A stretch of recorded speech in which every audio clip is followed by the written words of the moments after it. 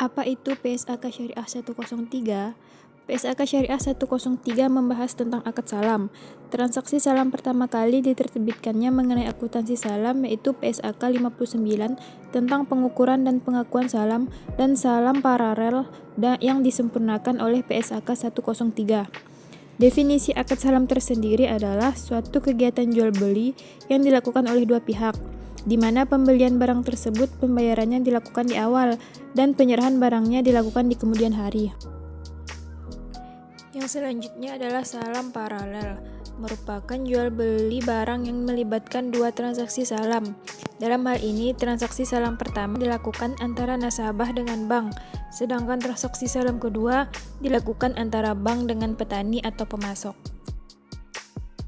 Landasan hukum akuntansi salam yang pertama terdapat di Al-Quran Surah Al-Baqarah ayat 282 yang artinya, "Hai orang-orang yang beriman, apabila kamu bermuamalah tidak secara tunai untuk waktu yang ditentukan, hendaklah kamu menuliskannya, dan hendaklah seorang penulis di antara kamu menuliskannya dengan benar, dan janganlah penulis enggan menuliskannya sebagaimana Allah mengajarkannya. Maka hendaklah ia menulis, dan hendaklah orang yang berhutang itu mengimlakkan atau apa yang akan ditulis itu, dan hendaklah ia bertakwa kepada Allah Tuhannya, dan janganlah ia mengurangi sedikitpun daripada hutangnya." Kedua, merujuk pada hadis Rasulullah SAW yaitu dari Ibnu Abbas meriwayatkan bahwa Rasulullah SAW ketika datang ke Madinah dan mendapati penduduknya menggunakan akad salaf atau salam pada buah-buahan untuk 1, 2, dan 3 tahun. Dia Rasulullah SAW berkata, "Barang siapa yang melakukan transaksi salaf atau pemesanan di depan, hendaknya menyatakan spesifik dalam volume jelas, takaran jelas, dan waktu yang jelas." Kemudian secara legal, akad salam tertulis dalam Fatwa Dewan Syariah Nasional DSN MUI nomor 5/DSN-MUI/4/2000 tentang jual beli salam. Selanjutnya, rukun akad salam ada 3, yaitu yang pertama dilakukan oleh orang-orang yang berakal dan baligh, yang kedua barang yang dipesan harus jelas ciri-ciri, waktu, dan harganya, yang ketiga adanya ijab dan qabul. Selanjutnya, syarat-syarat dalam akad salam. Yang pertama, uang hendaknya dibayar di tempat akad atau pembayaran dilakukan terlebih dahulu. Yang kedua, barangnya menjadi hutang bagi si penjual. Yang ketiga, barangnya dapat diberikan sesuai waktu yang dijanjikan. Artinya, jika waktunya tiba, barang tersebut harus sudah ada. Implikasikan memesan buah-buahan yang waktunya ditentukan bukan pada musimnya tidak sah.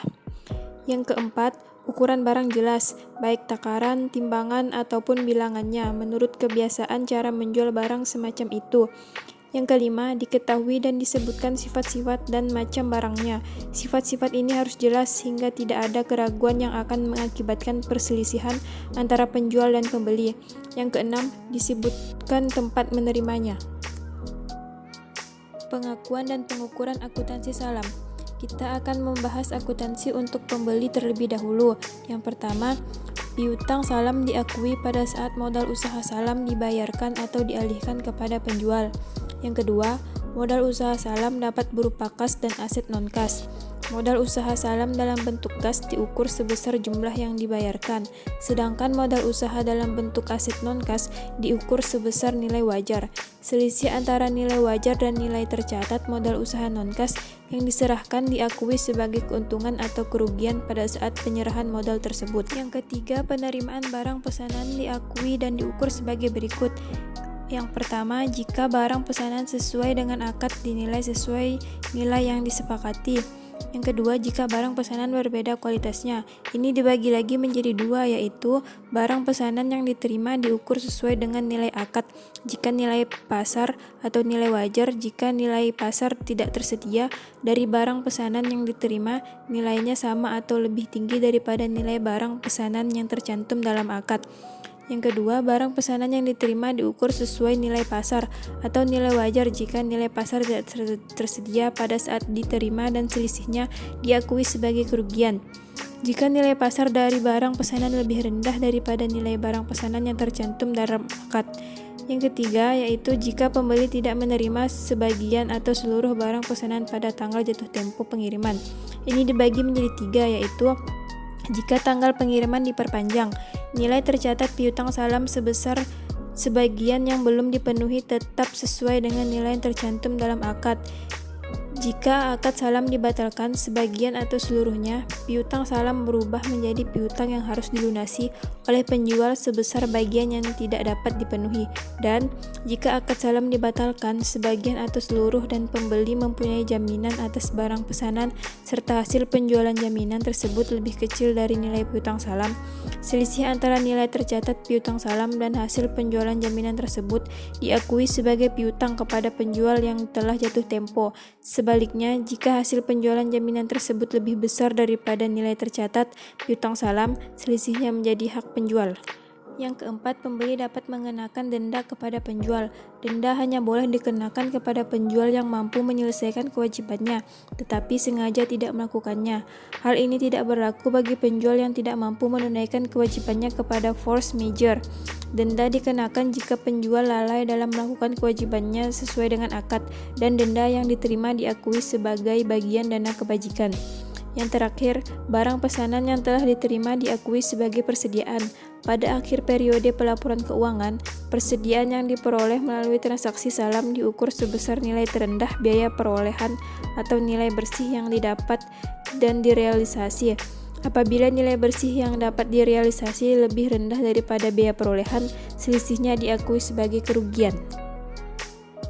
Lanjut akuntansi untuk penjual. Yang pertama, kewajiban salam diakui pada saat penjual menerima modal usaha salam sebesar modal usaha salam yang diterima. Yang kedua, modal usaha salam yang diterima dapat berupa kas dan aset non-kas. Modal usaha salam dalam bentuk kas diukur sebesar jumlah yang diterima, sedangkan modal usaha salam dalam bentuk aset non-kas diukur sebesar nilai wajar. Yang ketiga, kewajiban salam dihentikan pengakuannya atau derecognition pada saat penyerahan barang kepada pembeli. Jika penjual melakukan transaksi salam paralel, selisih antara jumlah yang dibayar oleh pembeli akhir dan biaya perolehan barang pesanan diakui sebagai keuntungan atau kerugian pada saat penyerahan barang pesanan oleh penjual ke pembeli akhir. Pengungkapan dan penyajian akuntansi salam. Pengungkapan pada akuntansi dengan akad salam adalah bahwa lembaga keuangan syariah mengungkapkan sesuai pernyataan standar akuntansi keuangan nomor 101 tentang penyajian laporan keuangan syariah. Ketentuan penyajian dalam akuntansi syariah pada akad salam adalah sebagai berikut. Yang pertama, pembeli menyajikan modal usaha salam yang diberikan sebagai piutang salam. Yang kedua, piutang yang harus dilunasi oleh penjual karena tidak dapat memenuhi kewajibannya dalam transaksi salam disajikan secara terpisah dari piutang salam. Yang ketiga, penjual menyajikan modal usaha salam yang diterima sebagai kewajiban salam. Pembeli menyajikan modal usaha salam yang diberikan sebagai piutang salam. Piutang yang harus dilunasi oleh penjual karena tidak dapat memenuhi kewajibannya dalam transaksi salam disajikan secara pisah dari piutang salam, sedangkan penjual menyajikan modal usaha salam yang diterima sebagai kewajiban salam. Dalam catatan atas laporan keuangan, hal-hal yang diungkap oleh pembeli dalam transaksi salam diantaranya: yang pertama, besarnya modal usaha salam, baik yang dibiayai sendiri maupun yang dibiayai secara bersama-sama dengan pihak lain. Yang kedua, jenis dan kuantitas barang pesanan. Dan yang ketiga, pengungkapan nilai lain sesuai PSAK 101 atau penyajian laporan keuangan syariah. Sedangkan bagi penjual, dalam transaksi salam mengungkapkan: yang pertama, piutang salam kepada produsen atau dalam salam paralel yang memiliki hubungan istimewa. Yang kedua, jenis dan kuantitas barang pesanan. Dan yang terakhir, pengungkapan lain sesuai PSAK 101 atau penyajian laporan keuangan syariah. Berikut contoh soal akuntansi salam. Bu Naura memiliki perkebunan melon. Pada suatu hari, ia mengalami kekurangan modal sehingga mengajukan pembiayaan ke koperasi syariah. Pembiayaan yang diajukan adalah sebesar 250 juta untuk menanam melon di lahannya yang seluas 1 hektar. 1 hektarnya dapat menghasilkan 3 ton. Masa tanam sampai panen, waktunya 2 bulan. Pembiayaan tersebut disetujui koperasi dengan syarat 70% dalam bentuk uang tunai dan 30% dalam bentuk barang modal kerja berupa bibit melon. Untuk menjamin kualitas melon yang baik, koperasi membeli bibit melon ke lembaga perkebunan senilai 60 juta. Pencatatan yang dilakukan oleh koperasi syariah yang pertama pada kas, yaitu piutang sebesar 175 juta pada kas sebesar 175 juta, dan non-kasnya piutang sebesar 75 juta pada persediaan sebesar 60 juta dan keuntungan penyerahan modal sebesar 15 juta rupiah. Dan terakhir pencatatan untuk Gunaura. Kas piutangnya 175 juta pada kas 175 juta dan untuk non-kasnya persediaan 75 juta pada hutang 75 juta rupiah.